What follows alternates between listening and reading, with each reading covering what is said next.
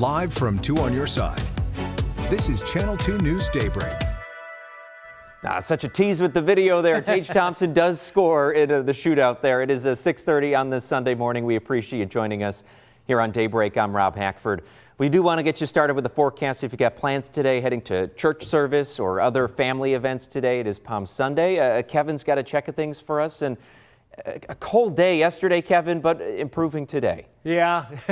We'll take that. Yeah, today, yesterday was our high of 33, as projected yesterday, with partly cloudy skies. And the bad news is the day won't be, we won't have as much blue sky today. It'll lean mostly cloudy. But the good news is, again, I talk about this all the time, the wind direction, which really determines the temperature more than if it's sunny or not that day. The wind direction now from the southwest as opposed to yesterday's northwest. So we'll be bringing in, you can see sort of the general flow here, some warmer air today out of the southwest with mostly cloudy skies. A bit of a breeze this afternoon, but you know, I'll be outside with my daughter, went riding the bike or a scooter or whatever she's got me doing. Today, again, not too much to show you. See the clouds kind of lingering, not overcast, not gray, some limited sunshine in there. If you want to visualize 75% cloud coverage, do it. We'll make it to 50 today with the noticeable breeze this afternoon. We get warmer and wetter as we head towards midweek. Details coming up in about 12 minutes, Rob. Okay. Thank you, Kevin. We appreciate the 40s. Well, our top story this morning, Western New Yorkers once again took part in No Kings protests this weekend, and part of a nationwide demonstration against the Trump administration and its policies. This was the third planned protest since the president entered office last year. The White House dismissing the demonstrations this week, calling them, quote, Trump derangement therapy sessions. Daybreak's Natalie Foss reports from the rally in downtown Buffalo. It shows that the American citizens do not like what's happening. Protesters flocked to Niagara Square, showing their opposition for President Donald Trump and his administration.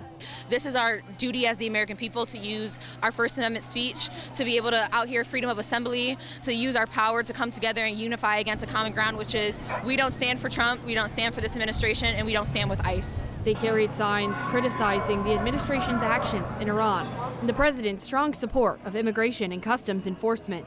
We have to stop what's going on in this country. People's rights are being trampled. They don't care about this American citizen anymore. People are afraid to travel here. They're also calling on Congress to throw out the SAVE Act, a proposed law that Republicans say would prevent non-citizen voting. And we must not let them pass the SAFE Act that would take away voting rights from lots and lots of people in this country.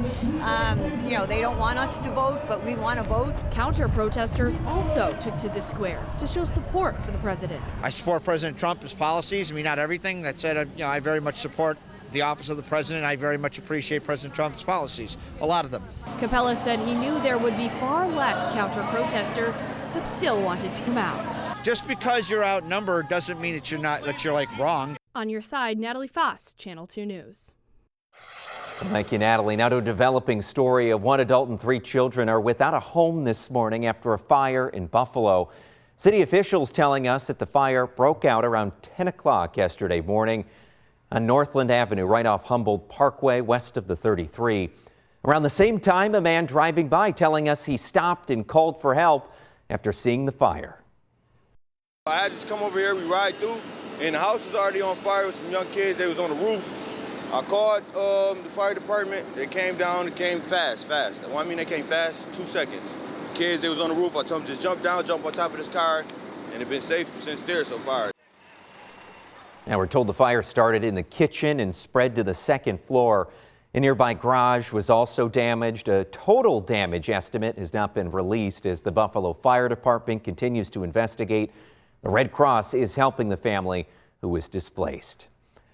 Well, the Buffalo Sabres have ended a 3-game skid after taking down the Kraken 3-2 in a shootout last night.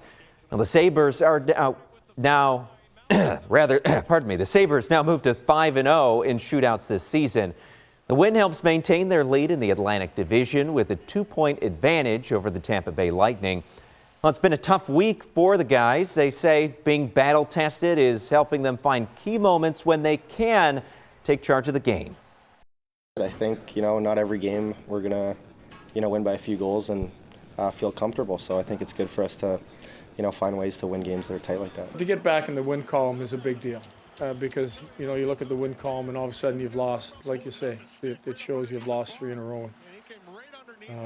The battle by our guys tonight was big enough to overcome anything in the game that could have kept us from winning. Yeah, Tage Thompson and Jack Quinn with the winning goals in the shootout. The Sabres will wrap up their homestand with the New York Islanders this Tuesday. The game starts at 7 p.m.